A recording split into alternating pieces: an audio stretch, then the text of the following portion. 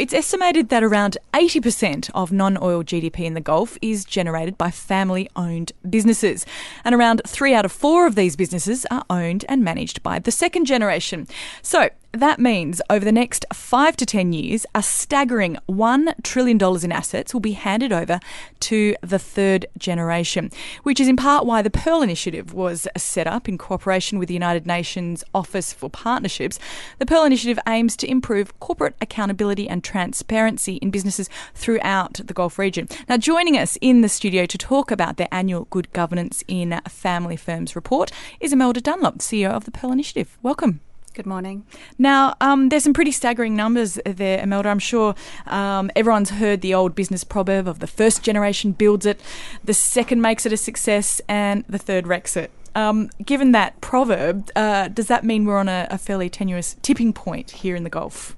You've outlined it very well, actually. That is why there is such an imperative in this area. The staggering numbers that you just gave show that there is a huge amount of the size of the assets that are transferring over to the next generation in the next 5 to 10 years is huge, which means that family businesses are inextricably linked to the economies of our region. And as you quite rightly say, global statistics show that only 15% of family firms around the world continue to generate value beyond the third generation. So it is absolutely critical that these businesses survive and sustain. And it's clear also that good standards of corporate governance and accountability are one of the pillars that will be an enabler to help these businesses to sustain beyond the third generation. Now, there were a number of businesses that you looked at, family businesses, WJ Tal Group, Sabas, Alisa Group, Al Zamil Group, and Majid Al Futtaim Group. Now, these are all very different businesses doing different in different industries. But were there similar concerns when it comes to succession and good governance? You're absolutely right that every family firm is different and has its own unique culture, vision, values. And one of the things that came across quite clearly from this work is that it's very important for those family firms to be very clear about what their vision, value, path forward, where they want to be is, because there is no one-size-fits-all approach. There are some standard principles of good corporate governance, such as having a strong board, etc. But what became clear in this work was that it's very important for the firm to define where they want to be and what makes most sense for them. So, for example, if you look at there's always a question over separating ownership and management of the company. And for example, Zamil Group has decided that it wants its family members involved in the running of the business and puts a huge amount of effort into developing, training its family members so that they can add value within the business. And that's a decision they've taken that's right for them. On the other hand, if you look at a company like Majid Al Futtaim, they have separated ownership and management of the business, and it works very successfully for them. Well, if we just take a look at some of the two examples that I was particularly interested in, Majid Al Futtaim was one of them. Now, you outlined very clearly in your report all the details about this business, and the number of family directors, 1. And the founder is the shareholder.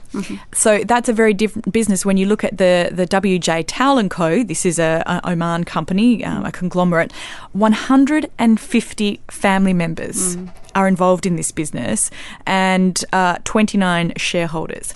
When it comes to those kind of things, it clearly has to be bespoke when it comes to helping them look at transparency issues. Exactly. So if you take it, but one thing that's common is the fact that it's very important to have the right board of directors in place.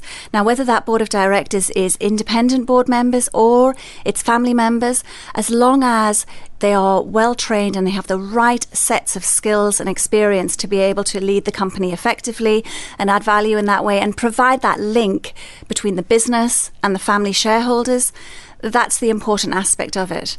The other point you bring up is about the sheer number of family members by the time you get to the third generation. I mean, I know my cousins, but I don't know all my second cousins particularly well. And that's a sign of how much more complex it gets across the generations. And one of the biggest issues for family firms is the avoidance of conflict, because the potential for conflict increases as the number of family members increases. And one thing that WJ Towell does is that they hold very regular forums for the entire family. All family members get together, and it's a forum by which they get to know each other better, but they can raise issues, they can talk about everything to do with the business, and that has a big proactive effect of preventing conflict between family members. Now, these are big, well-established businesses. What about smaller companies and the SMEs and the startups that are family businesses outside of this report? Are you seeing more interest from those type of family-run businesses to ensure transparency and international best practice?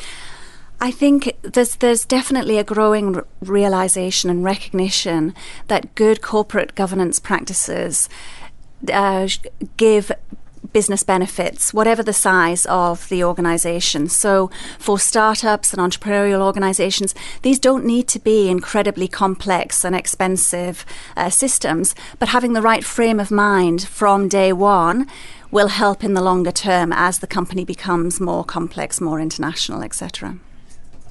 Imelda, I know one of the issues that you at the Pearl Initiative address is corruption, which can sometimes be a factor in family businesses. I was talking about this with Badr Jaffer, who of course is one of the leading lights within the Pearl Initiative.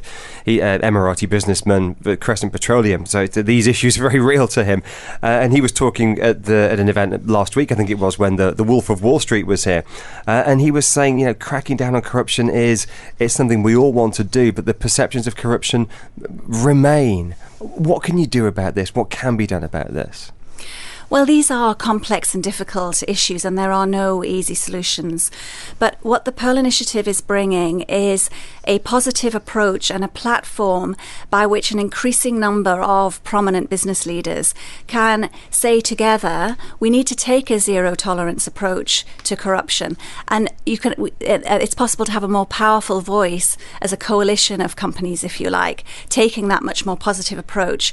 I think that what we see is definitely a growing awareness and a wider realization that corruption is not good for business. It distorts markets, it stifles innovation, it reduces competitiveness, and that is not good for the business community as a whole. But with the Pearl Initiative, if it's possible to share good practices that work within the region and are completely regionally relevant, and help first-time adopters to put in place more rigorous anti-corruption policies and practices right throughout the organisations, those systems, those checks, those balances, to make sure that there is no bribery and corruption going on throughout every part of a large complex organisation, then they're important advances in terms of practices that we're trying to promote and share across the region. So how much traction do you feel the Pearl Initiative has had, and how many private companies are signing up and family businesses are signing up to be part of this regional initiative? So we started almost 3 years ago with a founding group of 17 business leaders, many of whom are the heads of the big family firms right across the GCC. And we're now at this point where there are 40 partner companies who are directly involved in supporting the Pearl Initiative for the good of the wider business community.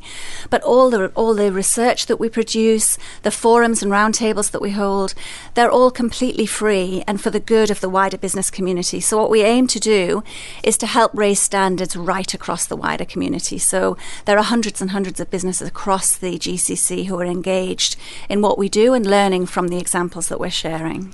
Imelda Dunlop, the Executive Director of the Pearl Initiative, thank you very much. Thank you.